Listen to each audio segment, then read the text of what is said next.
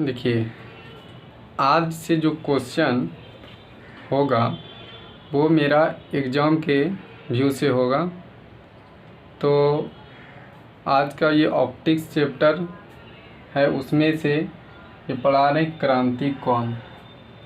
क्रांतिक कोण किसे कहते हैं? तो सघन माध्यम से विरल माध्यम में जब किरण प्रवेश करती है तो अभिलंब से दूर हट जाती है और यह जो कोण बनाएगा, अपवर्तन कोण और आपतन कोण के जो बीच का संबंध होगा, और यह आपतन कोण ही क्रांतिक कोण कहलाएगा। तो देखिए, इसमें लेट मान लिए हैं, यानी और सारा कुछ जो होगा इस फिगर से ही इसमें लिखे हुए हैं। तो फिगर को समझना है। ये एस डैश एक समतल सतह है, एक नॉर्मल है, ये क्या है? किरण है। तो इसमें देखिए एस डैश एक समतल सतह है, आई सी ये क्रांतिक कोण है, ये आई सी क्रांतिक कोण है, एन ये लंब, म्यू वन हो गया विरल माध्यम, म्यू टू सघन माध्यम। ठीक है। अब देखिए इसमें फ्रॉम स्नेल्स लॉ, यानी कि स्नेल्स का नियम से देखते हैं क्या होता है। साइन आई बटे साइन आर, म्यू 1/2 बराबर साइन आई बटे साइन आर। और साइन आई के स्थान पे, क्योंकि हम जानते हैं कि आई इसको इसलिए माने कि जिस माध्यम से किरण जाती है उसको बोलते हैं इंसिडेंट रे, तो वो आई होगा। इसलिए जो आई होगा, आई के स्थान पे मेरा क्या है यहाँ पे आई सी, क्योंकि ये क्रांतिक कोण है। तो ये क्या होगा? आई सी बटे साइन 90, यानी साइन 90 डिग्री। ये पूरा जो होगा ये 90 होगा, और ये 90 इसका वैल्यू, जिस साइन 90 डिग्री का वैल्यू 1, और जिस माध्यम से किरण प्रवेश करती हो उस माध्यम का वैल्यू हम रखते हैं 1। तो 1/μ1 बराबर साइन आई सी बटे 1, क्योंकि ये साइन 90 का वैल्यू 1 है। ठीक है। क्रॉस मल्टीप्लिकेशन करेंगे तो μ1 साइन आई सी बराबर 1, और यह गुणा में है, इधर में आएगा तो भाग में होगा, उस पार ले जाएंगे तो क्या होगा? भाग में। तो साइन आई सी बराबर 1/μ1। और देखिए इस प्रकार से जो पार्ट होता है साइन, मान लीजिए यहाँ पे थीटा है और इधर दिया हुआ है मान लीजिए 2 थीटा। ठीक है। और यदि इस थीटा का वैल्यू निकालना हो ना, तो इसको इन्वर्स में लाना पड़ता है। साइन इसको मान लीजिए इस प्रकार से 2 थीटा बटे साइन ये होगा, थीटा के स्थान पे थीटा होना चाहिए था, लेकिन यहाँ थीटा नहीं, तो इस थीटा के स्थान पे ये थीटा आएगा। तो इसको लिखना पड़ेगा क्या? इसी को जब टर्म में लाएंगे तो थीटा बराबर साइन इनवर्स 2 थीटा हो जाएगा। तो इसी प्रकार से यहाँ भी वही हुआ है कि साइन आई सी, और आई सी का वैल्यू निकालना है तो साइन इनवर्स 1/μ1। और यह जो हो गया क्रांतिक कोण प्रूव्ड हो गया, यह 2 नंबर में। मरीचिका क्या होता है? मरीचिका का मतलब होता है ये ज़्यादा रेगिस्तान में होता है, ये रेगिस्तान में होता है। जब देखिएगा लू चलना आरंभ होता है गर्मी के दिनों में, तो बहुत दूर में ऐसा लगेगा वो पानी चल रहा है। वो जो पानी चल रहा है बशर्ते वो पानी होता नहीं है, उसी को मरीचिका कहते हैं। तो यह अधिकतर रेगिस्तान में होता है। गर्मी के दिन में जब लू चलती है तो ऐसा लगता है दूर में कि पानी चल रहा हो, उसे मरीचिका कहते हैं। उसके बाद ब्रूस्टर एंगल, यानी ब्रूस्टर कोण। देखिए ब्रूस्टर कोण कैसे होता है। ब्रूस्टर कोण में क्या होता है, यह एस डैश समतल सतह है। लेट में लिखना है, इसमें हम छोड़ दिए तो अपने से इधर लिख लीजिएगा। लेट में एस डैश एक समतल सतह है, ये आई आपतित किरण है, ये इधर जो जाएगा आर ये परावर्तित किरण यानी कि आई इंसिडेंट है, आपतन कोण, ये परावर्तन कोण।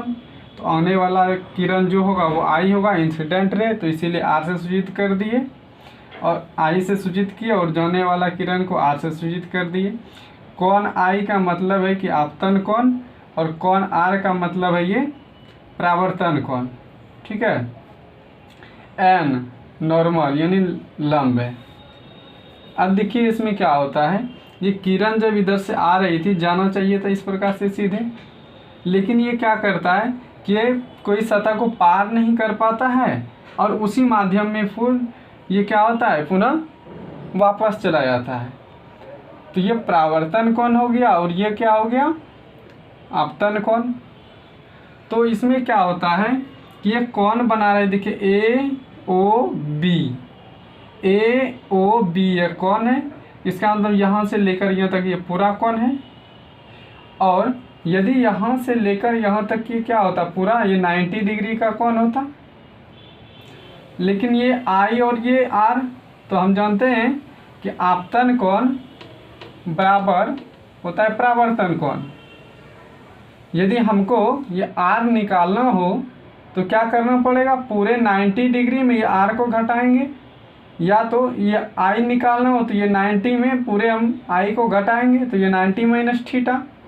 और ये आर है, जब आर इसको निकालेंगे इस तरह भी होगा, यहाँ पे यदि 90 होगा तो 90 माइनस थीटा।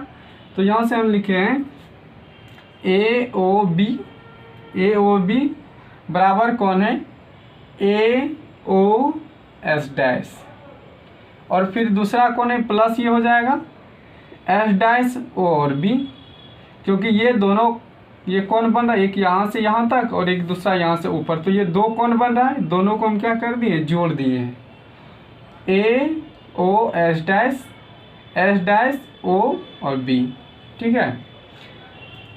तो ये पूरे कौन बराबर इतना, तो इसके स्थान पे देखिए 90 माइनस थीटा, और इसके स्थान में भी वही होगा 90 माइनस थीटा। करने का मतलब है कि इस कोण को निकालने के लिए भी वही करना पड़ेगा 90 माइनस थीटा, और इसको भी करेंगे तो 90 माइनस थीटा। अब देखिए यहाँ पे आई लिए, अब इसके अपोजिट ये दोनों क्या होगा, आपस में बराबर होगा, तो आर के स्थान पे आई यहाँ लिख दिए, तो 90 माइनस आई प्लस 90 माइनस आई, दोनों को जोड़ दीजिए, ये दोनों प्लस में और ये दोनों माइनस में है, तो 90 प्लस 90 180 माइनस 2i। ठीक है। अब दोनों को जोड़ दिए तो ये आ गया 180 minus 2i, 180 minus 2i from Snell's law, यानी कि स्नेल का नियम से μ12 बराबर साइन आई बटे साइन आर।